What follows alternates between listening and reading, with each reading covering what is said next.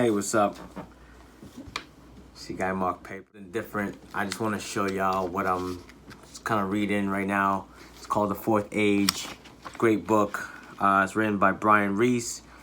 It's really important. I think that sometimes through the busyness of life and when things get too hectic, we tend to overlook what's really important in life.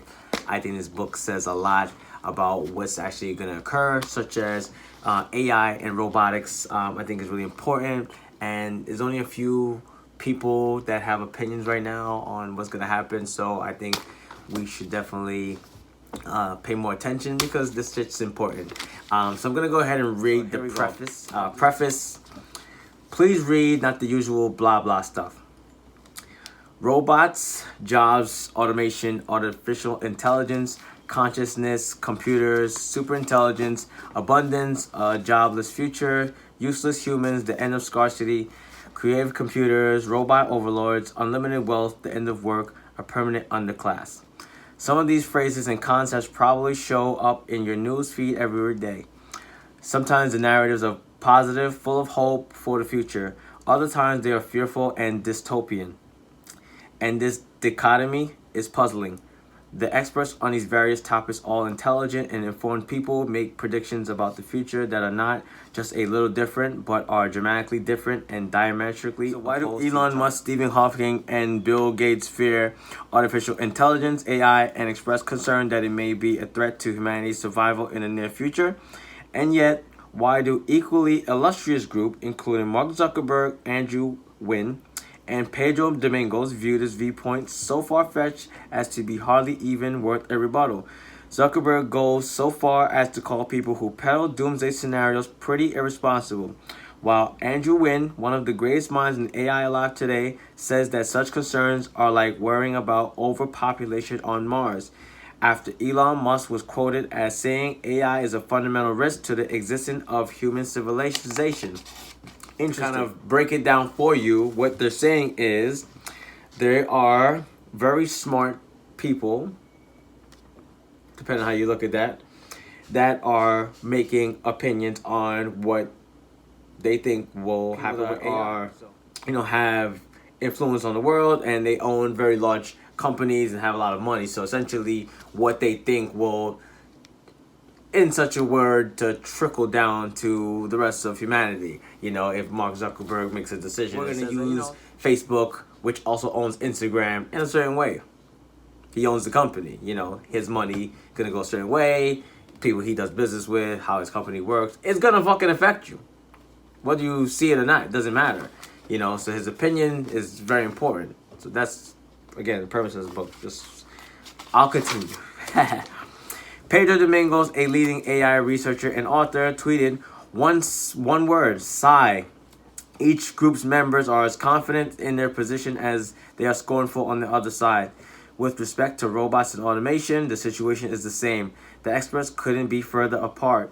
Some say that all jobs will be lost to automation, or at the very least, that we are about to enter a permanent Great Depression in which one part of the workforce will be unable to compete with robotic labor, while the other part will live lavish lives of plenty with their high-tech, futuristic jobs.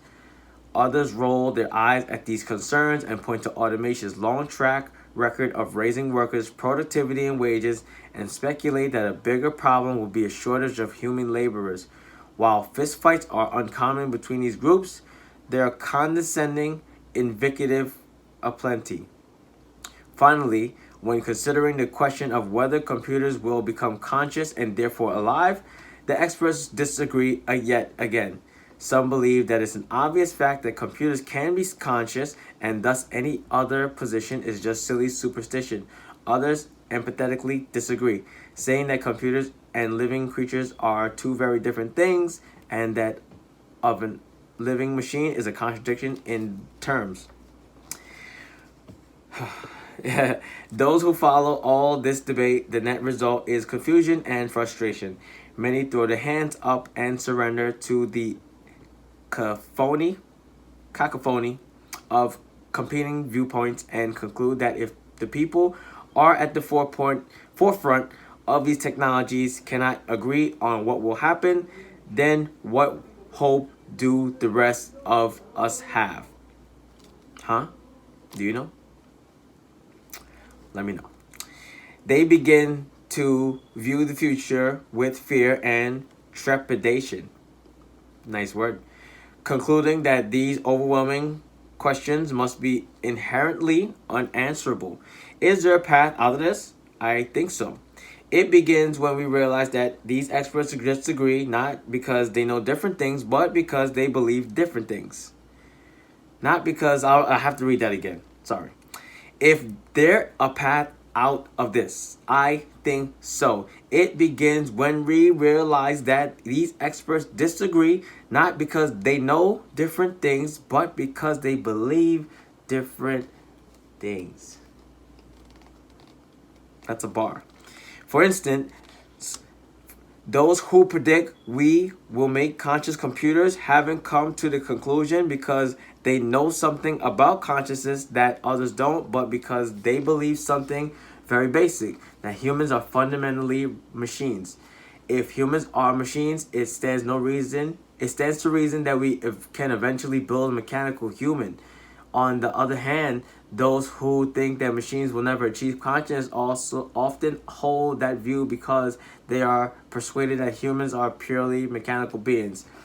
I think that machines have grown a lot over the years. They're getting much better, when you look at smart homes and things like that, and especially things that you have right now in your hands, Siri and now Amazon and Alexa, these things, you talk to them and it's really amazing the type of things that they can do, such as like, hey Siri, can you tell me what song this is? Hey Siri, can you play, Lil Baby? You understand, that's crazy. You're telling a fucking box, a machine, yo, play the song for me. I feel like that's some shit really just reserved for humans. That's what we've been doing for all time with speaking in language and communication. How could a robot process that shit and find that fucking song? And we all speak different languages, picking that up. That's pretty sick to get a machine to do that. Can you build that? I don't know how to fucking build that shit. I think that's pretty absurd, So this shit's crazy. So this is what this book is about. Deconstruction the core beliefs that undergird the various views of robots, jobs, AI, and consciousness. My goal is to be your guide through these thorny issues, dissecting all the assumptions that form the opinions that these experts so passionately and confidently avow. This book is not all about my own thoughts concerning these issues. While I make no deliberate effort to hide my beliefs, they are of little importance to you, the reader. Work your way through this book. My goal is for you to finish this book with a thorough understanding of where your beliefs lead you on these questions. Then when you hear some Silicon Valley titan or distinguished professor or Nobel laureate make a confident claim about robots, jobs, or AI, you will instantly understand the beliefs that underlie these statements. Where does a journey like this begin? By necessity. Far in the past, as far back as the invention of language, these questions we will grapple with in this book aren't about transistors and neurons and algorithms and such. They are about the nature of reality, humanity, and mind. The confusion happens when we begin with jobs. Begin with what jobs will robots take from humans instead of what are humans. Until we understand that second question, we can't meaningfully address the first. Okay. Yes, that is true. So I invite you to join me on a brisk walk through 100,000 years of human history, discussing big questions along the way and exploring the future to come. This book is a journey. Thank you for taking time with me, Byron Reese, Austin, Texas. That was great. Excellent. So like I said, I just wanted to read that to you guys. Sorry if the reading wasn't perfect, and my opinion is just my opinion. This is how I feel. I'm not looking to sway anyone at all. I just think that sometimes you need to look at different opinions and perspectives, even if it's wrong, even if you think it's wrong, even if you think you don't agree with it. Why?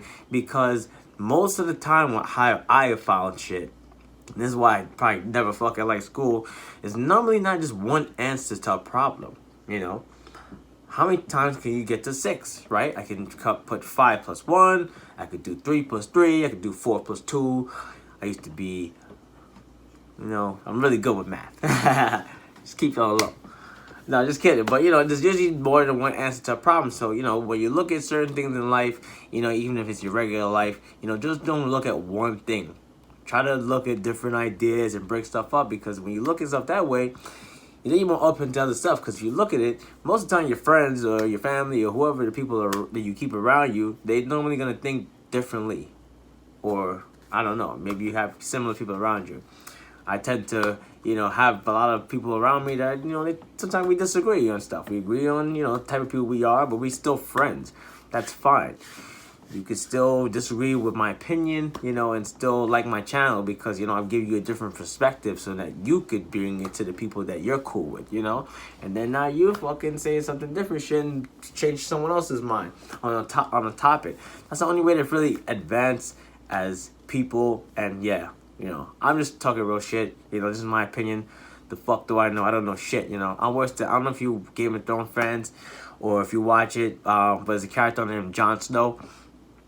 He's a pretty famous guy. And his girlfriend on the show, what she always says is like, Jon Snow, you know nothing.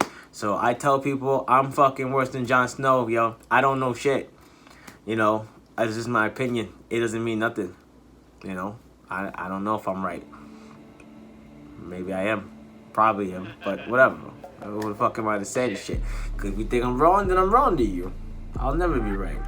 You know? So fuck it. Thanks for watching this video. If you like and subscribe. I am by trade a rapper. You know, I also dabble in some finance stuff as well. You know, I'm just a multiverse Gemini guy, and I like to keep it trill. You know, so hit me up if you have questions. Please, you know, comment on this video and tell me how you feel. You know, I keep it trill, keep it real. You know, I'll answer back in the comments. That's fine with me. You know, I just want to start a discussion and try to blow people's mind. Again, the book is called The Fourth Age by Mr. Byron Reese. This is actually on JP Morgan's private client list. Their summer reading list. So this book is highly recommended. It's not bullshit. You know, I wouldn't even sell you that, but I think you know that. Get your papers up. Holla at your boy.